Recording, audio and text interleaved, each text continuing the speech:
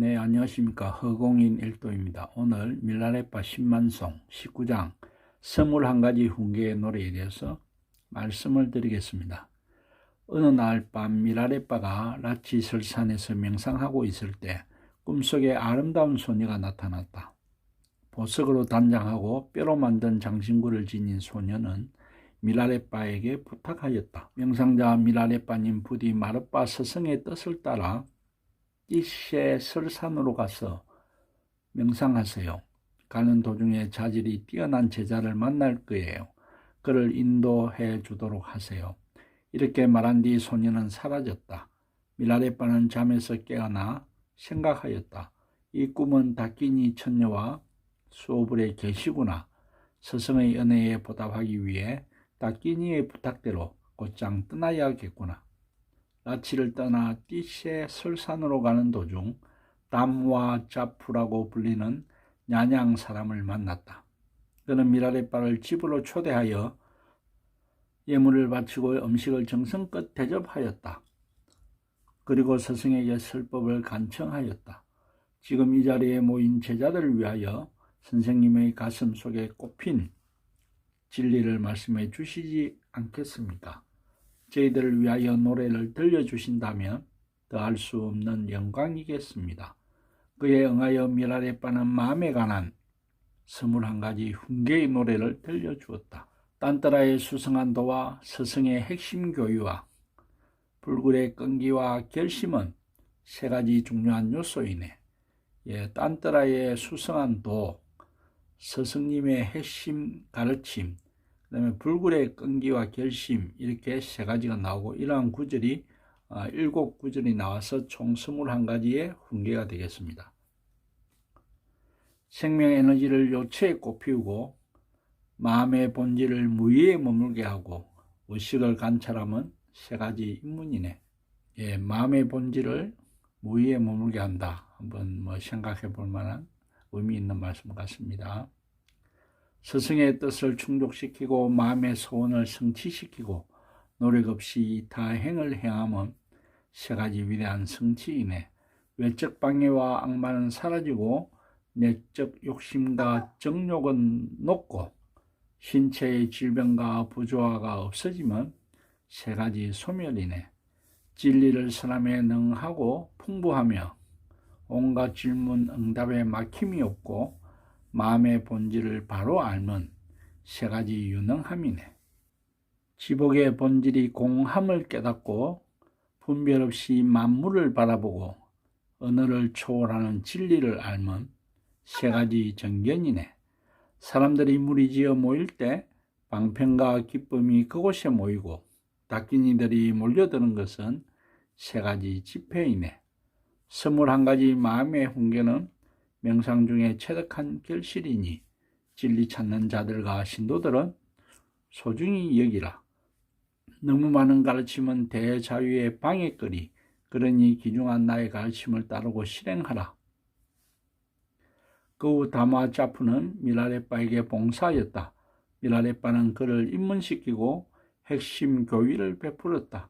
그는 가르침을 수행하여 마침내 체험과 깨달음을 정득하고 스승의 친밀한 아들이 되었다. 이 장은 밀라레빠가 다마 자푸를 만난 이야기에 관한 내용이다. 20. 카충빠를 만나다. 마르빠의 예언에 따라 밀라레빠는 몇 명의 제자들과 함께 띠시의 설산을 향해 떠났다. 그들이 로워 호수에 이르렀을 때 제자들 가운데 한 명이 질병을 핑계삼아 더 가지 않으려 하였다. 이리하여 여행은 잠시 중단되었다. 밀라레빠는 그의 여름 동안 상부로 위에 머물면서 진리를 설하였다. 가을이 되어 밀라레빠가 띠시의 설산으로 떠나려 하자 제자들과 신자들은 송별련을 베풀었다. 그들은 모두 밀라레빠의 주위를 돌면서 예물을 바치고 예배드렸다. 그리고 나서 신자들은 그에게 가르침을 간청했다. 언제 다시 뵐지 아무도 예측할 수 없었기 때문이었다. 밀라레빠는 그들에게 응답하여 바른 수행법의 노래를 들려주었다.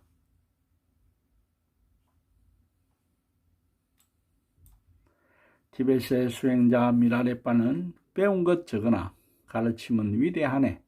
잠을 거의 자지 않고 명상에 전념하네. 마음은 겸허하고 인내는 꺾이는 법이 없네. 하나를 알면 모든 걸 알고 모든 걸 알고서는 만법이 하나임을 아네. 미라는 절대의 진리에 통달한 자네. 선불교의 화두 중에 만법귀일, 일기, 하처, 만법이 하나로 돌아가는데 그 하나는 또 어디로 가느냐, 그러한 유명한 화두가 하나 있죠.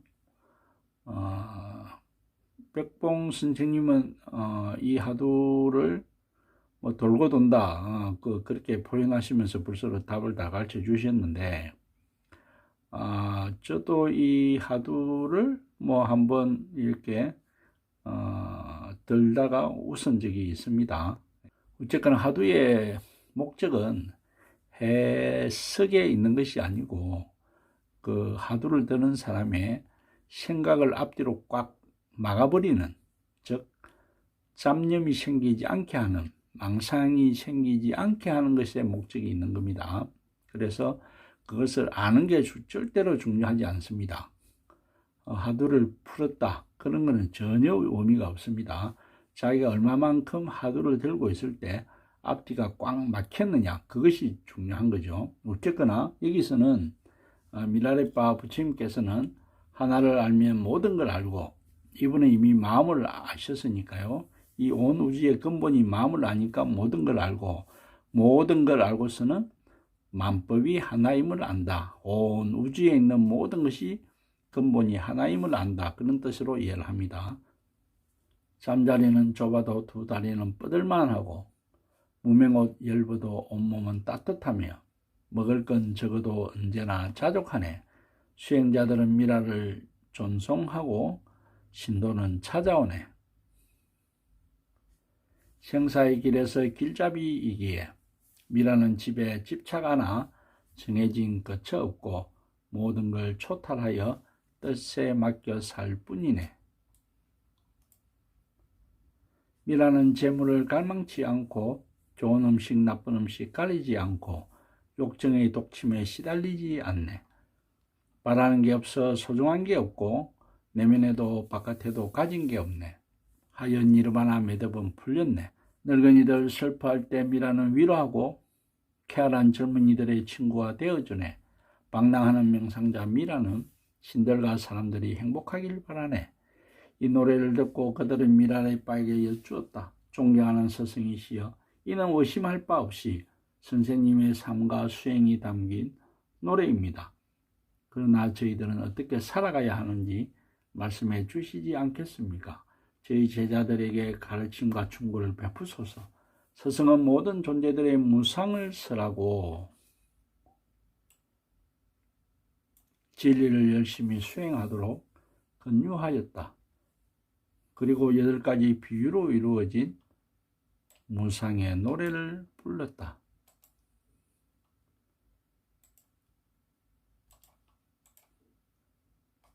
여기 모인 모든 제자들이여, 큰 열성으로 진리 수행했는가? 깊은 신심을 가슴 속에 지녔는가? 물러나지 않겠다는 신심으로 진리를 수행하려면 들을진저 세속의 진리에 대한 비유를, 아름다운 황금 채색화, 자줏빛 복 같은 꽃잎들, 골짜기에 넘치는 홍수, 들판에 무르익은 벼, 화려한 비단천, 값비싼 보석, 초생딸, 귀여운 아들, 딸, 이는 8가지 비유이네.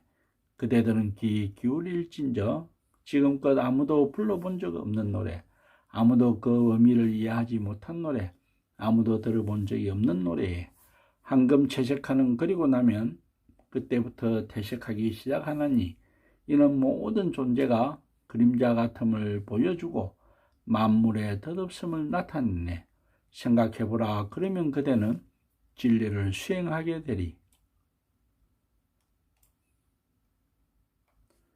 자줏빛 복 같은 아름다운 꽃잎도 늦가을 찬소리가 내리면 시들어지나니, 이는 모든 존재의 그림자 같음을 보여주고 만물의 덧없음을 나타내네. 생각해보라. 그러면 그대는 진리를 수행하게 되리. 전부 다 지금 무상을 노래하고 있는 겁니다.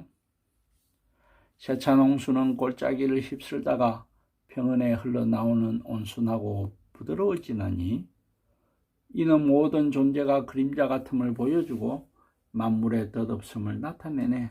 생각해보라. 그러면 그대는 진리를 수행하게 되리.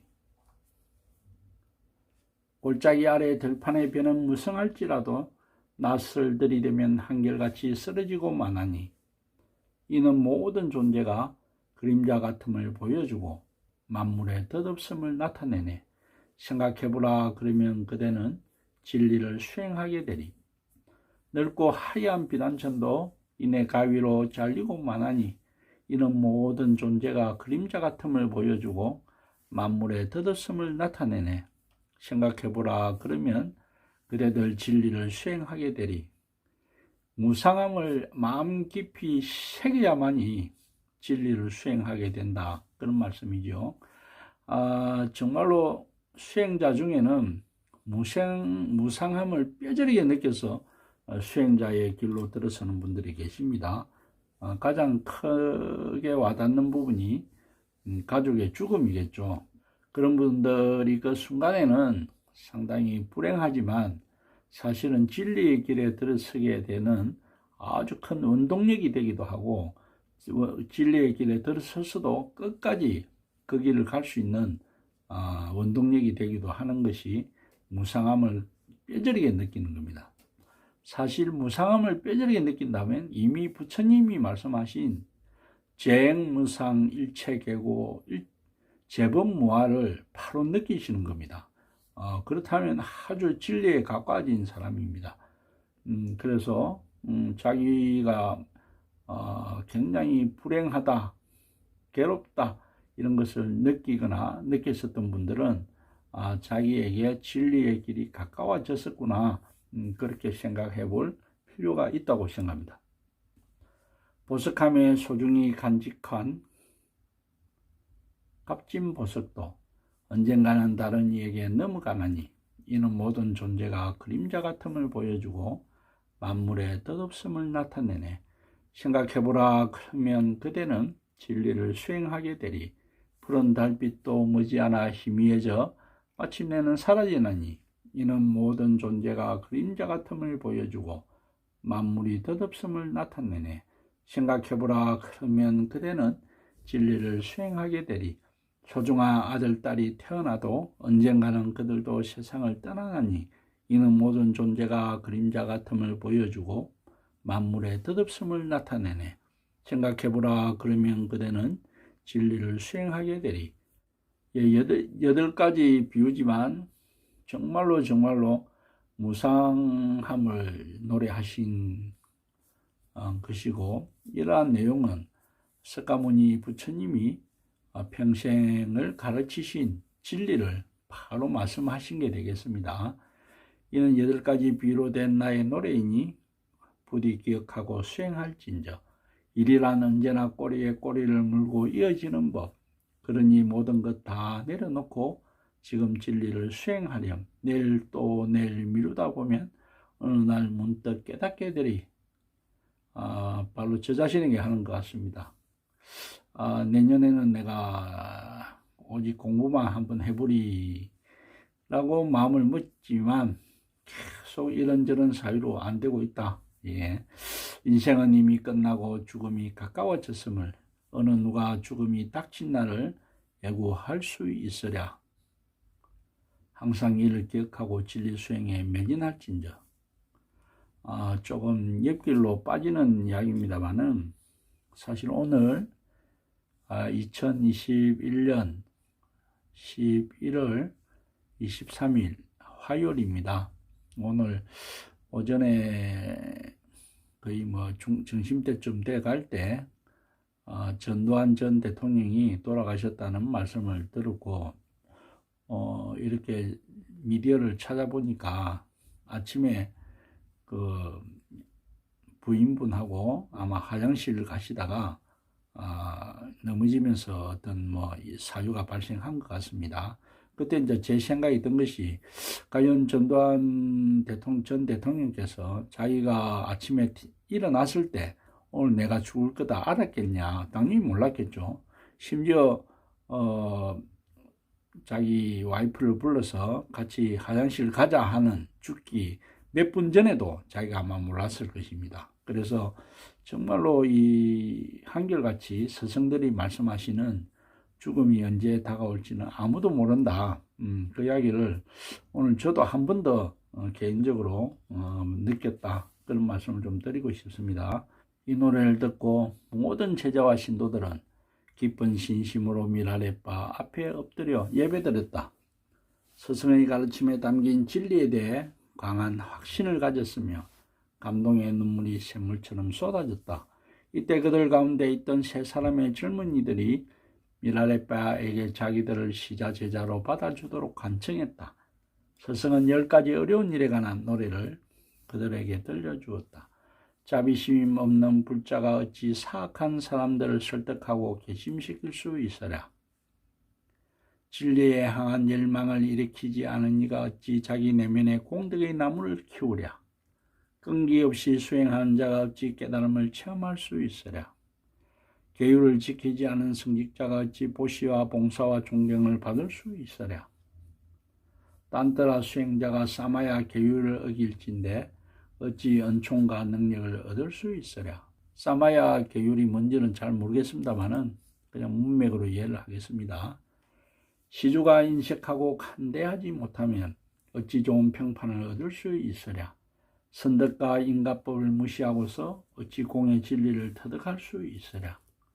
라마성이 진리 수행에 염증을 내면 어찌 자신의 삶을 똑바로 세울 수 있으랴.